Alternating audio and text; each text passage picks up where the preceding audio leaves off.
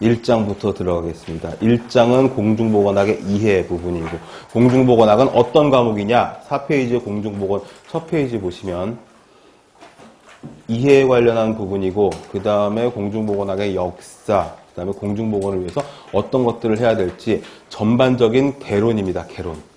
그래서 나오면 매우 어렵지 않은 간단한 암기 정도로 풀 수 있는 그런 문제들이 나오긴 하는데, 이 부분도 범위가 넓어서 어디서 어떻게 출제가 될지를 모르겠으나, 우리 교재에 있는 내용은 여지껏 나와 있었던 기출문제들을 쫙 늘어놓고 거기에 나왔던 내용들만 모아놓은 이론이기 때문에 최소한 이거 이상은 다 외우고 넘어가야 챕터 1에서 나오는 한 문제를 여러분들이 분명히 맞추실 수 있을 거라고 생각을 합니다. 자, 4페이지에 공중보건학의 이해 공중보건학 개념 나오면, 공중보건학은 퍼블릭 헬스니까 말 그대로 퍼블릭, 개인이 아니라 커뮤니티, 대다수를 위한 학문이고, 공중보건학의 정의를 예전 예일대 교수였던 윈슬로우라고 하는 교수님이 1920년에 정의를 내려놨습니다. 이게 아주 그냥 툭 치면 자다가도 잠꼬대처럼 나올 정도로 줄줄줄줄 꿰고 있어야 되는 그런 부분들이고, 최근 2, 3년 동안엔 출제가 별로 안 됐지만 그 전에는 꽤 많이 나왔었던 공중보건학의 가장 클래식하고 가장 완전한 정의다, 이렇게 보시면 되겠습니다. 그래서 키워드만 먼저 딱딱 집어드리면 딱 두 줄밖에 안 되죠. 조직화된 지역사회. 이 지역사회죠. 지역사회. 지역사회. 개인이 아니라 지역사회. 지역사회니까 공동노력을 통한 질병을 예방하고, 여기서 중요한 게 치료가 아니라 예방의 목적이 있다는 게 공중보건학이죠. 치료자가 나오면 일단 이것은 답이 아닐 것 같은데, 틀린 것 같은데, 가장 거리가 멀 것 같은데, 이런 식으로 살짝 제껴놓고 보셔도 크게 무리가 없을 정도로 공중보건학은 치료보다는 예방입니다. 예방을 해서 생명을 연장시키고 신체적, 정신적 효율을 증진시키는 뭐라고 돼 있죠? 기술이고 과학이고. 그래서 과학적인 내용. 공중보건학의 전 챕터를 다 보시면은 방금 쭉 한번 훑어서 보셨겠지만, 문과 쪽 과목이 한 30% 정도밖에 안 되고 나머지들은 거의 이과 쪽 과목들이거든요. 근데 이과 쪽 과목이라고 해서 되게 뭐 어려운 뭐 테크놀로지나 뭐 이런 것들이 나오는 것이 아니라, 이것도 다 단순한 암기기는 한데, 공중보건학을 위해서는 이런 과학적인 내용을 꼭 알아야 된다, 이런 내용이고, 그리고 공중보건학의 가장 전 세계적인 헤드쿼터라고 할 수 있죠. 전 세계적인 본부가 WHO인데, WHO에서 건강의 정의를 내려놨고, 공중보건학을 배우셨던 분들은 아시겠지만 1학년 1학기 때 교양이든 뭐 필수든 간에 공중보건학 들어있지 않나요? 대충. 그러면은 저희 때는 그랬거든요. 중간고사 때 나오는 주관식 문제로 항상 이 WHO의 건강의 정의를 원어로 외워가지고 쓰라는 그런 문제가 있었어요. 지금은 잊어버렸지만 아무튼 우리는 객관식이니까, 공무원 시험은 객관식이니까 다 꼼꼼히 외울 필요는 없으나 아무튼 정의는 알아둬야 돼서, 이거는 단순히 질병이 없거나 허약하지 않은, 이건 무슨 소리냐면 몸뚱이만 건강하다고 해서 건강한 게 아니라, 몸뚱이뿐만, 몸뚱이 그러니까 너무 저렴한 것 같죠? 신체, 그 다음에 정신, 사회적으로 다 같이 건강해야 건강한 사람이다, 이거죠. 그쵸? 몸만 건강한 게 아니라, 몸뚱이란 말을 갑자기 나왔지?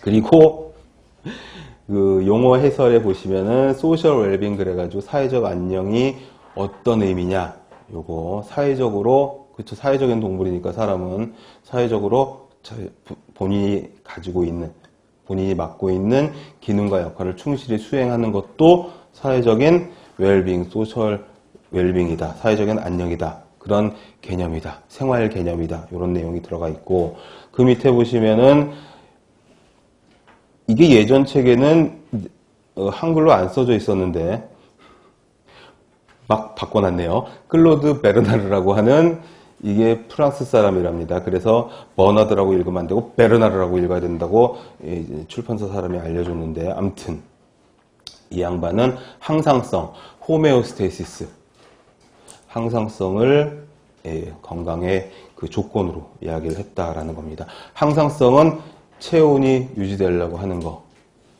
그렇죠. 눈을 깜빡깜빡하면서 안구를 눈물로 씻어주려고 하는 거, 혈당이 조절되는 거, 이런 것들이 전부 다 항상성의 일환이어서 위나 아래로 치우치지 않고 일정 범위 내에서 생체를 유지시키려고 하는 그런 노력을 항상성으로 보시면 되겠고, 그 옆에 페이지에 보시면은 건강과 항상성 해가지고 항상성을 유지하는 게 건강이고, 그 범위를 벗어나면은 반질병, 뭐 사망, 뭐 노령, 뭐 이렇게 되는 거다. 여러 가지 건강에 대한 학설이 있어서 태어나면서부터 나이 먹고 늙고 병들어 사망할 때까지 인체가 산화된다고 하는 그런 학설도 있고, 그리고 여기서는 항상성을 이야기를 한 거여서 항상 어떤 그 범위 내에서 인체를 유지시키려는 노력을 하면은 건강하게 오래 살 수 있다, 이런 내용이기도 한데, 아무튼 여러 가지 학설들이 있으나 공중보건학에서 믿어지는 가장 좋은 학설 중에 하나가 요 베르나르의 항상성이 유지된 상태, 요거고, 더 밑에 보시면은 더 알아보기 박스 보시면은 WHO의 헌장이 좀 더 자세하게 설명이 되어 있습니다. 그래서 1번으로 원어로 정리가 되어 있죠. 피지컬, 멘탈, 뭐 소셜 쭉 해가지고서는 요런 게 건강이다 라고 되어 있고, 그리고 예전에 문제가 한번 나와가지고 혼란스러웠던 적이 있었는데, 98년도에 WHO 창립 50주년을 기념을 해서 건강의 정의를 현대적으로 한번 재정립을 한 적이 있었는데, 거기에 영적 복지라고 하는 용어가 들어가서 문제 한번 공무원 시험에 나온 적이 있었어요. 스피리추얼 헬스가 들어가 있다 안 들어가 있다, 이걸로 문제가 한번 나온 적이 있었는데, 그래서 우리 질문방에도 질문이 많이 올라왔었거든요. 그 건강의 정의가 바뀌었느냐, 바뀐 것이 아니라 요때 창립 50주년 기념으로 건강의 정의를 한번 재해석을 한 거다, 이렇게 생각을 하시면 되겠고, 지금 당장 WHO 홈페이지에 들어가셔도 건강의 정의는 거기 1번에 나와 있는 정의로 표시가 되어 있습니다. 그 부분이 링크가 안 잡혀가지고 제가 화면을 캡처해가지고 카페에다가 해설로 올려놨으니까 그거를 찾으셔도 되겠습니다. 우선 2번에 있는 현대적 정의에서 영적 복지가 추가된 적이 있었다 정도 알아두시면 될 것 같고, 그리고 영적 복지에 대해서 의견이 되게 분분했었거든요.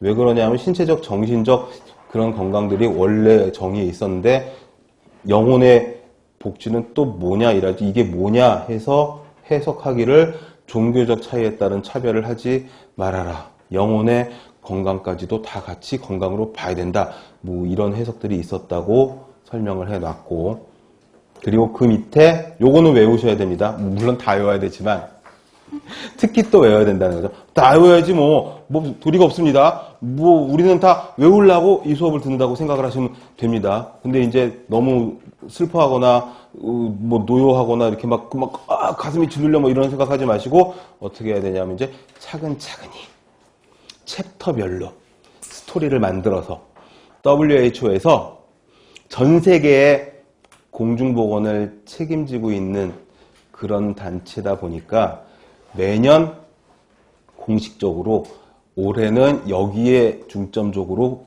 공중보건 사업을 해야 되겠다 하는 공식 슬로건을 발표를 하는데, 그게 시험에 나온 적이 한 번 있었어요. 최근에 출제되는 문제들을 보면 구체적인 말씀은 드릴 수 없으나, 제가 1년에 여러 한 120문제 이상 정도의 기출문제들을 보다 보면 이제는 출제에 수험생들이 워낙 공부들도 열심히 하고 교재들도 좋고 다 꼼꼼히 외우고 이러니까 어디에서 기발한 문제를 좀 국지적인 지역적인 문제를 찾아내서 변별력을 줄까 하는 이런 문제들이 좀 가끔 나오거든요. 그런 문제로 연도별 공식 슬로건이 한번 나온 적이 있었습니다. 해서 2013년부터 18년까지 올해 것까지 제가 찾아가지고 넣어놨습니다. 2013년은 Control Your Blood Pressure 그래가지고 이거는 혈압을 잡전하는 거죠. 그 다음에 2014년은 감염병 말하는 겁니다. 그 다음에 2015년엔 식품위생, 2016년은 당뇨죠, 당뇨. 당뇨를 무찌르자. 17년은 이건 뭡니까? 우울증 말합시다. 찍찍거리라는 거죠. 오늘 왜 이렇게 저렴한 용어가 나온지 모르겠는데 원래 저는 그런 사람이 아니죠. 여러분이 다 아시다시피 고상하고 품위가 있고 웃지 마. 고상하고 품위가 있고 저는 굉장히 지적이고 배울 만큼 배웠고 그쵸? 그래서 평상시에는 굉장히 이런 뭐라고 해야 되지? 노블한 그런 어떤 성향인데 이건 수업 시간에 여러분들의 어떤 집중력 강화를 위해서 요 포인트에서는 한번 이렇게 딱 몸땡이 막 이래야지 신체적 막 이걸 막 이렇게 하게 그래서 이제 본능적으로 나오는 어떤 교구입니다. 교구. 그래서 어떤 제가 손동작을 좀 이상하게 한다거나 제가 원래 저렇게 저열하고 저렴하고 막 이런 애가 아니라 이거는 수업의 교구로 생각을 하시면 되겠습니다. 아시겠죠? 다 이해하는 웃음이죠, 그게. 아무튼 그래서 얘기를 하자는 거지. 우울증을 물리치고 2018년은 헬스포올 함께 건강하자. 이거 국내에서 함께 건강하자로 번역을 했습니다. 함께 건강하자. 라고 해서 헬스포올을 예약을 했고요. 유니버설 헬스 커버리지. 2012년이 7번이 잘렸는데 잘린 게 아니라 뺀 거죠. 2012년에는 에이징 앤 헬스였어요.